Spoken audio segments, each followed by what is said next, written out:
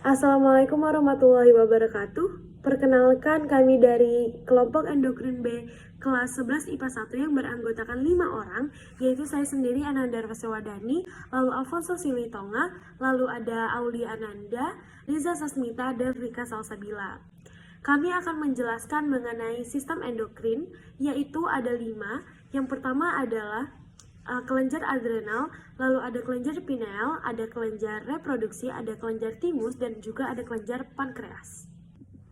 Kita masuk ke bagian yang pertama, yaitu kelenjar adrenal atau kelenjar suprarenalis yang akan dibawakan oleh saya sendiri. Nah, jadi pada kali ini saya akan membahas mengenai pengertian dari kelenjar adrenal, fungsi dari kelenjar adrenal, struktur dari kelenjar adrenal, dan juga gangguan dari kelenjar adrenal ini. Nah, yang pertama yaitu pengertian kelenjar adrenal. Jadi, kelenjar adrenal ini adalah dua kelenjar yang terpisah dan letaknya berada di dekat ginjal. Sekarang kita masuk ke fungsi dari kelenjar adrenal. Nah, jadi kelenjar adrenal ini walaupun dia bentuknya kecil, tapi peranannya besar banget untuk tubuh kita. Mulai dari mengatur metabolisme tubuh, memproduksi jenis hormon, menstabilkan kadar garam dan air dalam tubuh, habis itu mengatur perkembangan dari organ reproduksi, terus juga dia kayak mengatur kadar glukosa dalam darah, dan banyak lagi deh pokoknya fungsi-fungsi dari kelenjar adrenal ini. Lalu kita lanjut ke bagian struktur kelenjar adrenal. Nah, seperti yang bisa dilihat di gambar di atas, bahwa kelenjar adrenal itu letaknya di atas permukaan ginjal, bentuknya seperti topi. Lalu kalau misalnya dia dipotong, itu akan terlihat bahwa dia memiliki dua bagian, yaitu ada bagian korteks yang di bagian luarnya dan ada bagian medula di dalamnya. Kita lanjut, seperti yang udah saya bilang tadi bahwa struktur kelenjar adrenal ini dibagi menjadi dua, yaitu korteks dan medula. Di bagian korteks ini, dia dikendalikan oleh hormon ACTH atau adrenokortikotropik, yaitu peptida asam amino yang ada di hipofisis anterior. Nah, di bagian korteks ini ada 3 zona, yaitu ada zona glomerulosa, zona fasciculata, dan zona reticularis. Di bagian zona glomerulosa ini menghasilkan ada namanya mineralokortikoid, dari namanya aja mineral. Jadi dia itu kayak menstabilkan antara kadar garam dan air di dalam tubuh. Lalu yang kedua ada zona fasciculata, dia itu menghasilkan ada namanya glukokortikoid. Nah, ada namanya glukosa. Jadi dia kayak mengatur kadar glukosa dalam darah juga. Lalu yang terakhir adalah zona reticularis. Di situ ada hormon namanya gonadokortikoid, itu kayak hormon seks atau hormon seksual. Dia bisa mengatur kayak pertumbuhan dari organ reproduksi seperti itu. Lalu yang kedua itu ada medula.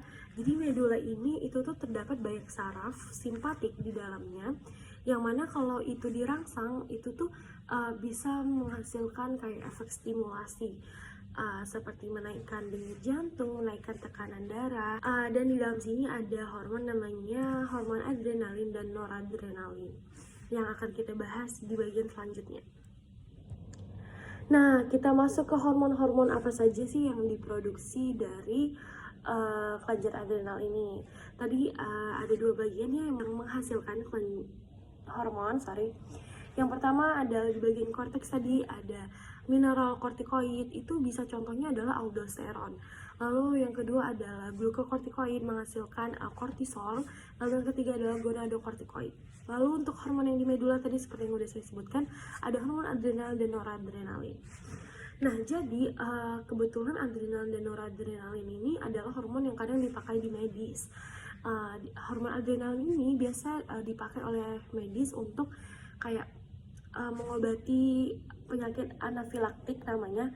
Anafilaktik tuh kayak misalnya kalian tuh shock akibat sesuatu dan menyebabkan kayak susah bernafas, jadi dipakailah hormon adrenalin ini. Kalau misalnya nggak ditanganin itu bisa menyebabkan gagal nafas. Nah, kalau hormon noradrenalin ini dia itu mengobati shock juga, tapi namanya shock septik ya.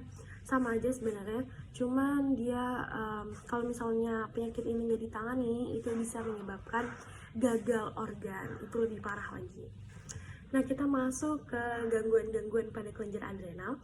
Jadi kelenjar adrenal ini kalau misalnya ada hormon yang kayak nggak seimbang, maksudnya kayak ada yang diproduksinya banyak, ada yang diproduksinya juga sedikit, jadi nggak seimbang, itu bakal menyebabkan beberapa gangguan, bisa tumor, menyebabkan infeksi dan lain-lain. Tapi pada kali ini saya akan menjelaskan dua saja, yaitu sindrom Cushing dan juga satu lagi penyakit Addison. Sindrom Cushing ini terjadi apabila tubuh kita terlalu berlebihan memproduksi hormon kortisol. Dan biasanya ini terkena pada wanita berumur 25 tahun sampai 40 tahun, tapi tidak menghilangkan kemungkinan bahwa anak kecil juga bisa terkena. Gejalanya tuh kayak wajahnya membengkak atau badannya membengkak, terus kayak wajahnya merah, terus kenaikan berat badan secara drastis, ototnya melemah, habis itu kayak tekanan darahnya itu tinggi. Kalau misalnya terkena pada anak-anak, ini akan menyebabkan pertumbuhannya itu terhambat. Yang kedua adalah penyakit Addison. Nah, penyakit Addison ini kebalikan dari sindrom Cushing. Yang tadi kelebihan hormon kortisol, kalau ini kekurangan hormon kortisol. Jadi gejalanya mual, pusing, sering pingsan, terus juga ototnya juga melemah seperti itu. Nah, ada beberapa tadi yang belum dibahas di PowerPoint-nya juga, cuman bakal saya tambahin, yaitu bagaimana cara kerja dari kelenjar adrenal ini sendiri. Nah, jadi cara kerjanya adalah ini saya contohkan dari bagaimana cara tubuh kita melepaskan hormon pada saat kita stres. Pada saat tubuh kita stres, dia akan memberitahu ke bagian otak, ada namanya amigdala, yaitu pemrosesan emosi. Nah, dari amigdala ini dia akan meneruskan sinyal tersebut ke namanya hipotalamus atau komando otak ya. Dia karena suka memerintah emang. Ke hipotalamus. Lalu setelah dari hipotalamus dia akan memberitahu saraf simpatik untuk menyebarkan kabar bahwa tubuh kita ini lagi stres, termasuk ke medula juga. Jadi setelah medula menerima sinyal tersebut, dia langsung menghasilkan atau mengeluarkan yang namanya hormon adrenalin. Sekian penjelasan mengenai kelenjar adrenal. Selanjutnya akan dijelaskan oleh Alfonso mengenai kelenjar pineal. Baik, nama saya Alfonso Selitonga. Di sini saya akan menjelaskan tentang kelenjar pineal. Yang pertama, kelenjar pineal atau conarium atau epiphysis cerebri merupakan kelenjar endokrin kecil di otak kebanyakan vertebrata. Dia ini berfungsi menghasilkan hormon melatonin yang berfungsi hubungannya dengan irama sirkadian tubuh kita. Nah, meskipun kecil, dia ini punya peran penting dalam tubuh kita. Nah, oleh karena itu, mari kita lanjut ke dalam selanjutnya, yaitu fungsinya. Oke, yang pertama yaitu fungsi kelenjar pineal memproduksi melatonin, mengatur irama sirkadian tubuh manusia, meregulasi siklus tidur, mengatur metabolisme obat, berhubungan dengan saraf-saraf penglihatan, dan juga berhubungan dengan sel-sel yang sensitif dengan cahaya. Selanjutnya yaitu struktur kelenjar pineal. Nah, seperti yang bisa kita lihat di struktur ini, kelenjar pineal itu terletak di pusat otak, di bagian tengahnya tepat di perluasan hipotalamus, yaitu letak di antara badan-badan talamus yang berada di lateral dan di belakang komisura habenular. Struktur ini kalau kita lihat dari perkembangannya berasal dari perluasan hipotalamus dan juga terbagi menjadi dua belahan. Yang pertama dengan belahan alur badan talamik bulat bergabung, yaitu lobular parenchyma dan pinealocytes. Selanjutnya hormon-hormon yang diproduksi seperti yang tadi di dalam kelenjar pineal. Nah, sebelumnya telah saya katakan bahwa hormon-hormon yang diproduksi ini hormon melatonin dan turunannya yaitu serotonin, berfungsi dalam mengatur irama sirkadian tubuh manusia, aktivitas biologis kita. Terakhir yaitu gangguan yang terdapat pada kelenjar pineal. Nah, untuk informasi saja, sebenarnya kelenjar pineal ini masih menyimpan segudang misteri di dalam dunia medis, dikarenakan ya keterbatasan teknologi, keterbatasan penelitian yang telah dilakukan. Tapi walaupun begitu, sejauh ini yang telah diketahui yaitu gangguan yang pertama yaitu seperti gangguan tidur, dan juga yang kedua tumor kelenjar pineal. Gejalanya sih dapat menimbulkan sakit kepala, mual, muntah-muntah, gangguan penglihatan, dan juga kecenderungan untuk mudah lupa. Selanjutnya presentasi akan dilanjutkan oleh kelenjar kelamin. Perkenalkan, nama saya Rika Salsabila dari kelas 11 IPA 1. Di sini saya akan mempresentasikan mengenai kelenjar kelamin. Kelenjar kelamin biasa disebut juga dengan gonad. Kelenjar kelamin pada wanita disebut dengan ovarium, sedangkan kelenjar kelamin pada pria disebut dengan testis. Selanjutnya, fungsi dari kelenjar ovarium. Kelenjar ovarium berfungsi sebagai kelenjar yang memproduksi sel-sel kelamin. Selain itu, kelenjar kelamin ini juga berfungsi sebagai pemberi sifat kewanitaan. Sifat kewanitaan yang dimaksud adalah bahu sempit, pinggul yang membesar, pertumbuhan payudara, perkembangan glandula mamae, dan lain sebagainya.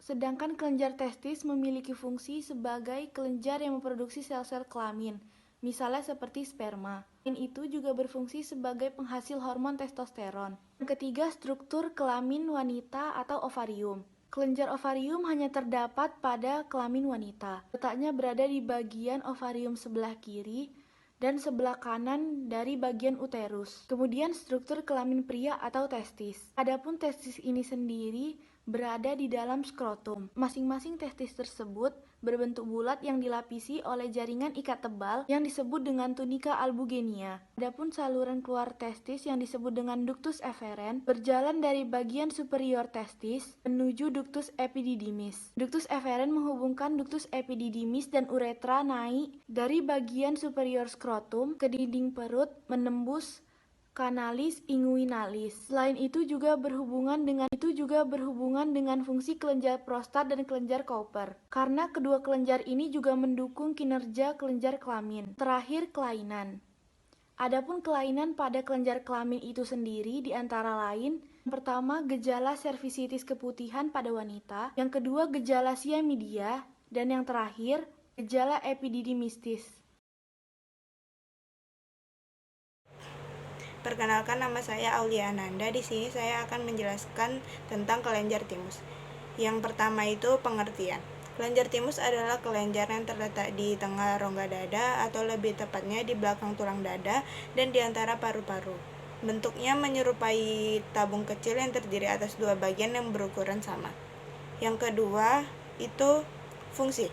Fungsinya memproduksi sel darah putih atau yang disebut juga dengan limfosit T atau sel T, yang berperan melawan pertumbuhan sel yang tidak normal, bakteri, dan lain-lain. Selanjutnya, struktur kelenjar timus. Beginilah rupa struktur kelenjar timus. Selanjutnya, kelenjar timus terdiri dari dua bagian utama, yaitu korteks dan medula. Yang pertama, korteks. Korteks merupakan bagian luar kelenjar timus yang disusun oleh limfosit dan sel epitel retikular yang akan berhubungan dengan bagian medula. Pada korteks ini merupakan tempat awalnya terbentuk sel T. Yang kedua, medula. Pada bagian medula, sel epitel retikularnya lebih kasar, sedangkan limfositnya lebih sedikit. Pada bagian medula ini merupakan tempat pembentukan sel T lanjutan. Selanjutnya, kelainan kelenjar timus, yaitu miastenia gravis. Ialah kondisi yang mempengaruhi otot dan menyebabkan otot melemah dalam jangka panjang. Perkenalkan, nama saya Neza Sasmita. Di sini saya akan menjelaskan mengenai pankreas. Yang pertama adalah pengertian pankreas. Pankreas adalah organ aksesoris yang terletak di dalam perut di dekat hati dan usus kecil. Pankreas memiliki fungsi untuk menghasilkan hormon.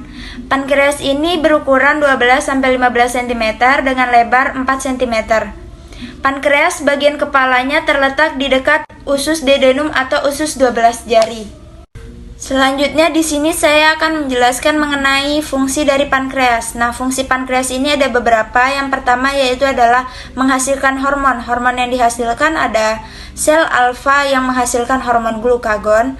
Yang kedua ada sel beta yang menghasilkan hormon insulin. Yang ketiga ada sel delta yang menghasilkan hormon somatostatin. Yang kedua adalah fungsinya untuk mengatur gula dalam darah. Nah, kemudian yaitu adalah struktur dan bagian-bagian dari pankreas. Yang pertama itu ada bagian kepala. Nah, bagian kepala ini terletak di ujung pankreas dan bagian terluas di pankreas. Bagian kepala ini memiliki ujung yang berdekatan dengan usus 12 jari atau usus duodenum. Yang kedua adalah bagian badan pankreas. Nah, bagian badan pankreas ini memiliki bagian yang berada di antara ekor dan ini merupakan bagian yang paling penting dalam pankreas. Yang ketiga adalah bagian ekor pankreas. Bagian ekor pankreas ini bagian yang meruncing yang ada di perut kiri. Bagian ekor ini merupakan bagian terakhir dalam pankreas. Di dalam pankreas ini ada hormon-hormon yang dihasilkan. Nah, hormon yang dihasilkan itu ada hormon insulin. Hormon insulin ini fungsinya untuk mengubah gula darah atau glukosa menjadi gula otot glikagon di hati sehingga kadar gula darah menurun. Yang kedua ada hormon glukagon yang mengubah glikagen menjadi glukosa sehingga kadar gula darah meningkat. Nah, yang terakhir adalah membahas mengenai gangguan-gangguan pada pankreas. Penyakit yang pertama ada yaitu diabetes tipe 1 dan tipe 2, di mana diabetes tipe 2 ini tubuh tidak dapat menggunakan insulin sebagaimana mestinya dan kadar gula darahnya naik. Yang diabetes tipe 1-nya di mana sel-sel pankreas yang menghasilkan insulin ini tidak dapat bekerja dengan baik sehingga harus penderitanya menyuntikkan insulin terus-menerus selama seumur hidupnya. Yang penyakit yang kedua adalah pankreatitis, di mana penyakit ini belum diketahui penyebab utamanya, namun pemicunya itu bisa dari minuman alkohol yang berlebihan. Yang ketiga ada fibrosistatik, yaitu adalah penyakit yang terjadi karena genetik yang mengalami kelainan pada pankreas dan paru-paru. Yang keempat adalah kanker pankreas, di mana ini adalah penyakit yang sangat mematikan. Penyebab utamanya sangat minim namun sangat berdampak pada tubuh. Yang terakhir adalah penyakit pankreas pseudokista, yaitu adalah di mana rongga berisi cairan yang disebut dengan pseudokista dan dapat terbentuk terjadinya serangan pankreatitis. Sekian pembahasan mengenai pankreas. Terima kasih. Sangat minim namun sangat berdampak pada tubuh. Yang terakhir adalah penyakit pankreas pseudokista, yaitu adalah di mana rongga berisi cairan yang disebut dengan pseudokista dan dapat terbentuk terjadinya serangan pankreatitis. Sekian pembahasan mengenai pankreas. Terima kasih.